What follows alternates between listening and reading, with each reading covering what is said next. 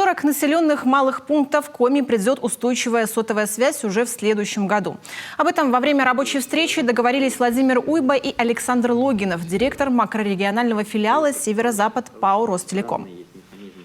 Будем софинансировать подключение не 14 населенных пунктов, а 40 населенных пунктов.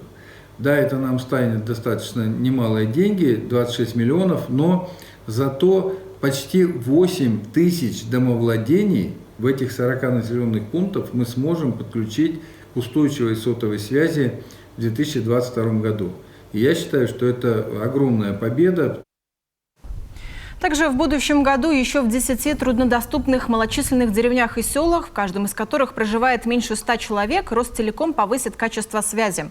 Компания поменяет спутниковый канал на волоконно-оптическую линию. Это обеспечит и устойчивый интернет, и мобильную связь. Но уже независимо от траектории спутника, что намного надежнее и в то же время дешевле. Еще одна из договоренностей – льготный тариф на услуги. Ростелеком готов идти республике навстречу.